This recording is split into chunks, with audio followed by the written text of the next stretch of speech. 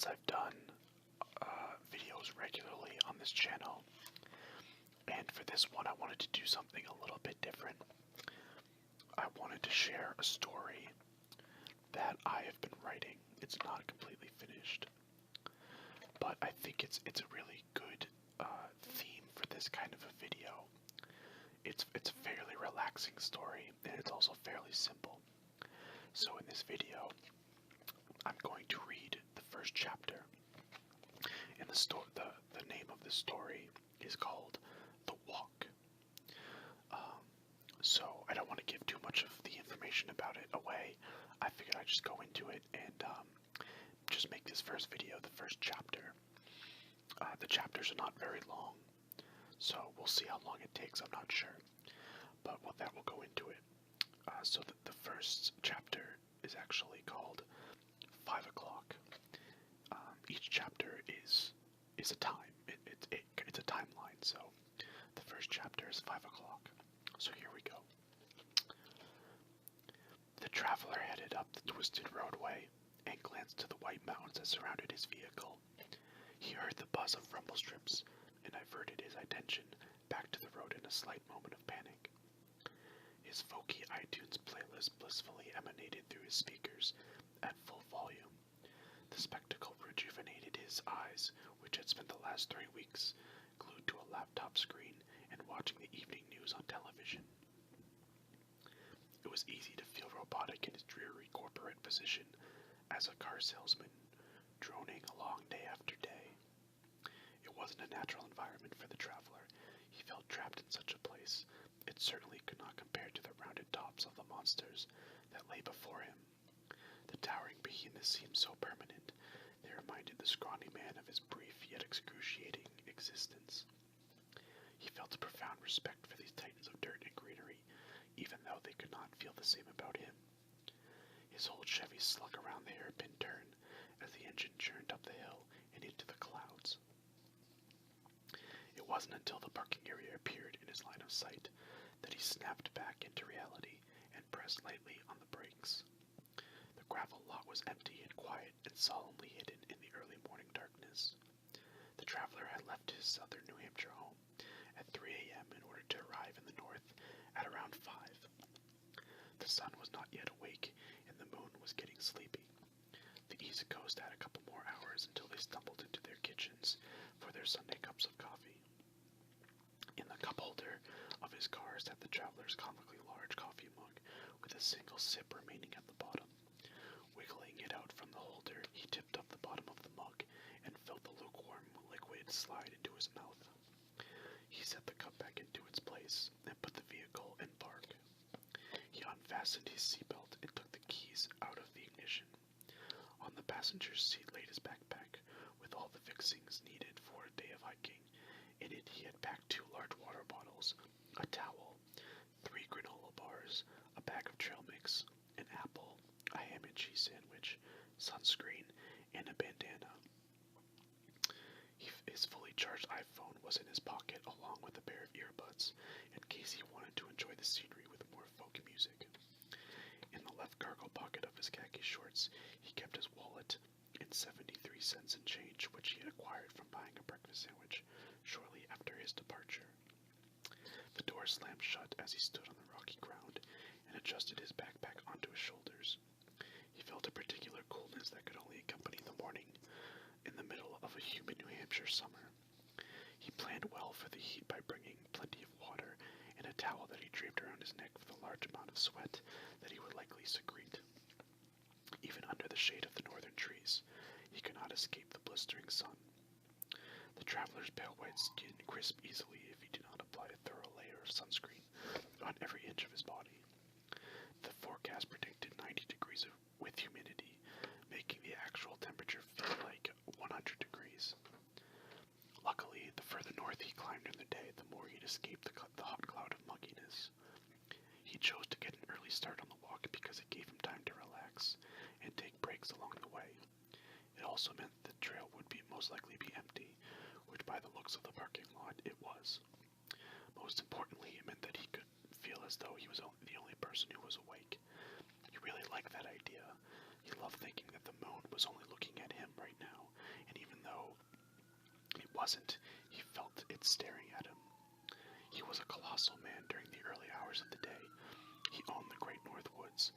They were his to explore. Nothing could ruin the peace that he felt while he stood in the tranquility of the morning light. No sound could compare to the verbosity of a silent morning. The traveler enjoyed silence in every aspect of his life. During conversation, he was content with keeping quiet. While others fought to spill out their next comment, he waited for the next lull. The man had spent much time in nature, listening to it, taking it in. His four walls of shelter were pleasant enough, but his true home was among the trees and the rocks. He often forgot about nature when his social life took control, but he remembered to take time to respect it every now and then. It saddened him that he must only love it on the side. He wished more than anything that it could be his true source of happiness, but he knew that he had expectations to uphold. The drudgery of this reality weakened him to a point of total exhaustion.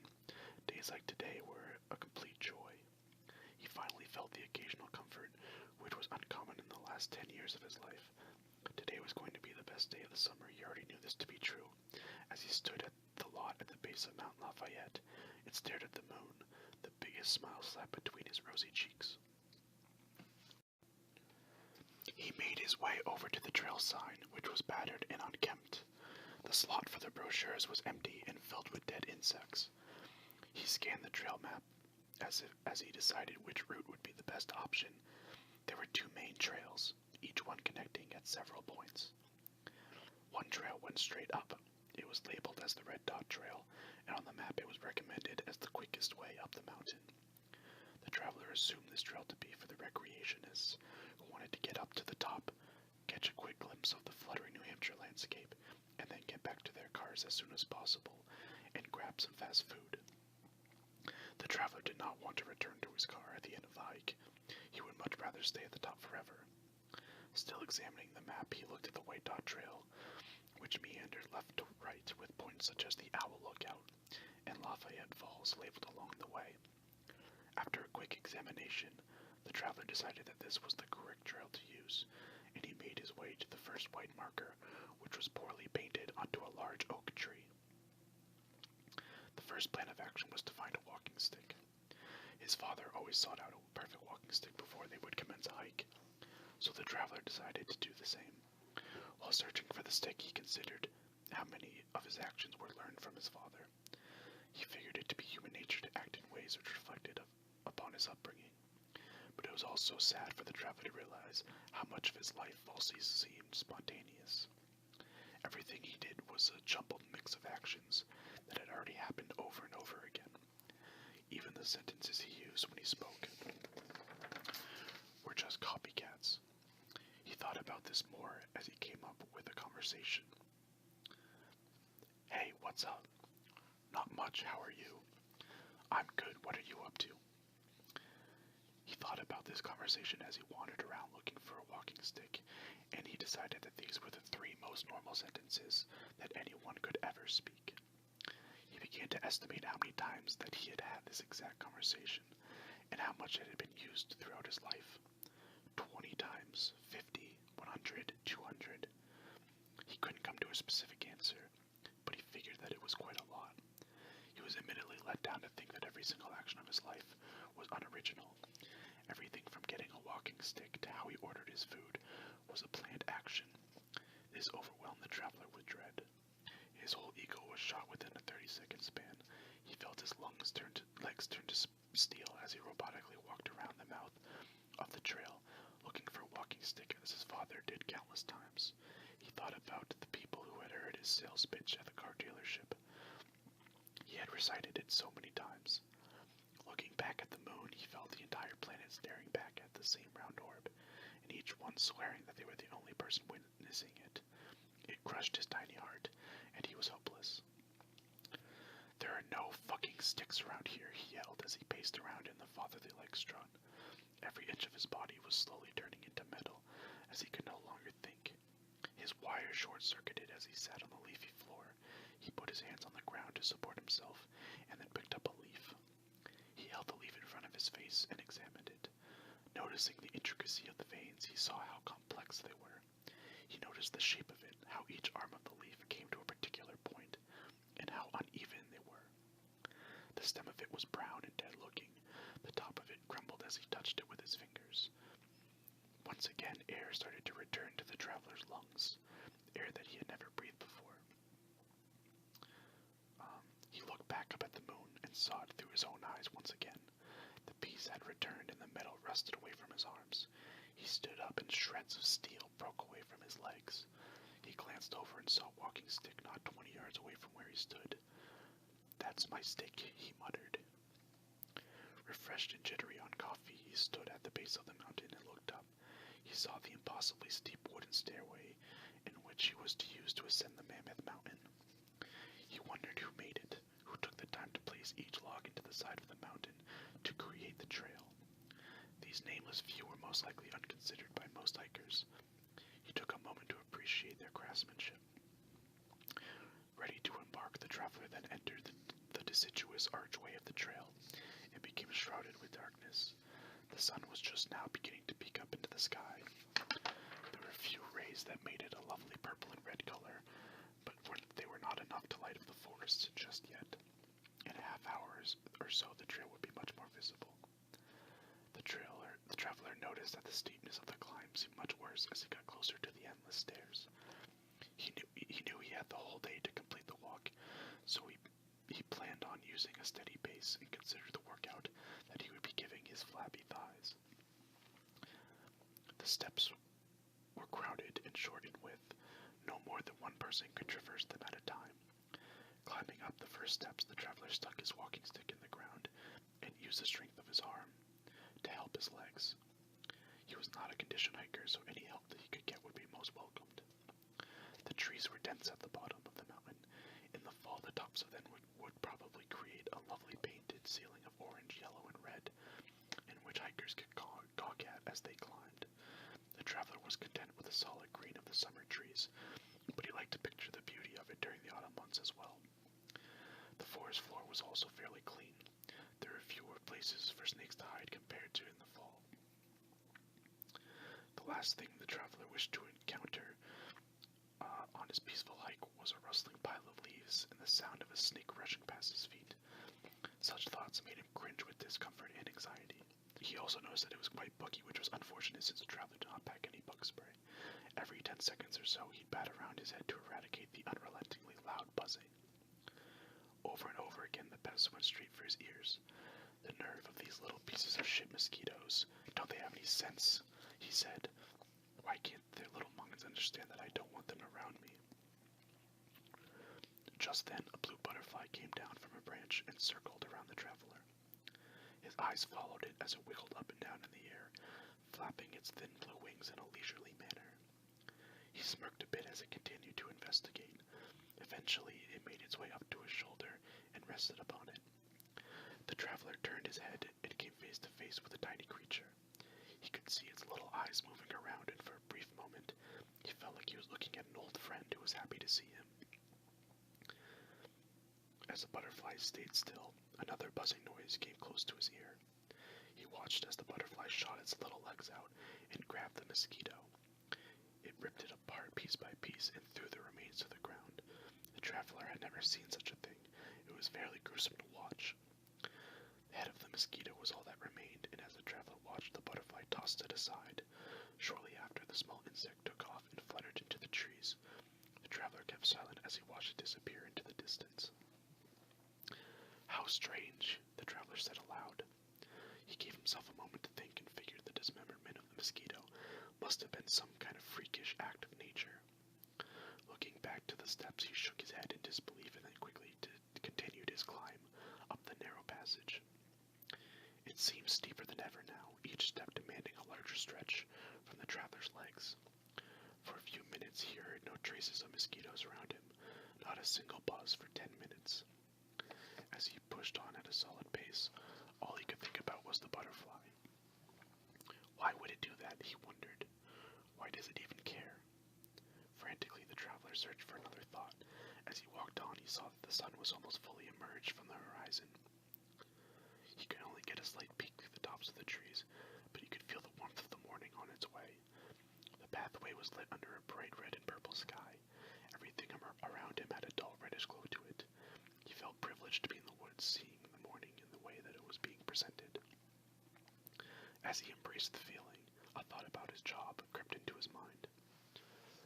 If my boss moved my office out here, I'd be the best salesman in the Western Hemisphere, he thought jokingly. He was relieved not to be sat in his cubicle. Everything was so square there, he didn't understand who designed this place. It was probably a very serious man with very serious intentions and very little self-awareness. He continued on and began to mock his co-workers, who were naturally too far away to hear.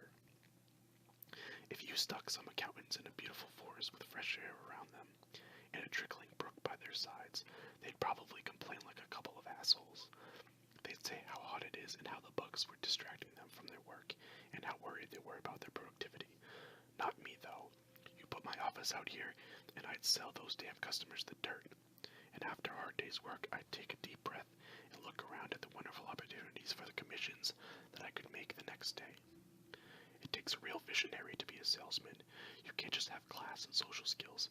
In fact, you don't even need class or social skills. Vision is all it takes to see the greatness in things. Vision is what keeps a strong person living. He enjoyed the self-promotion of his random drivel. The seemingly disjointed thoughts made sense to him in some sort of strange way, especially when they fizzled into a delusional sludge. A salesman could not sell dirt, and they are certainly not the backbone of an intellectual achievement. But for the traveler, this thought was nice enough to chew on, until another unlikely idea popped into his brain. The grandeur of the morning was not making the organization of thoughts any easier for the man. There was so much to look at and so little time left to enjoy the sunrise.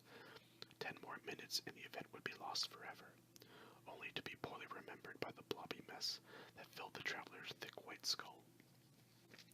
The trees were extra quiet now as the traveler focused again on the path ahead. He gazed up at the sky and stepped extra slowly as to not miss anything. He was consciously marking down each moment in his mind in order to savor the greatness around him. He fell in love with the scene over and over again in every instant. The sun was complete in the sky now as the red and purpley color began to fade away. Exchanging the walking stick from his left to his right hand, the traveler looked at his watch. 5:30. Thank you guys so much for watching. That was the end of chapter 1. Again, that was called 5 o'clock. So I want to thank you very much for watching. I hope you enjoyed it. To finish up the video, I wanted to show you this image. This is actually Mount Lafayette. This is a real mountain that does exist in the state of New Hampshire. I have hiked this mountain, and it's a great hike. It's really, really fun, and it kind of gave me the inspiration for this story. So this is actually going to hopefully set the scene for you if you are interested in the rest of the story. And if you are looking forward to hearing some other chapters, just be aware that this is actually a fantasy story. The first chapter starts off a little bit slow, but it is a fantasy, so just be prepared for that if you're looking forward to the other chapters. And if you have any questions about Mount Lafayette or the story in general, I would love to hear it. Again, I thank you very much for watching, and I hope you have a great day. Thank you so much. Bye-bye.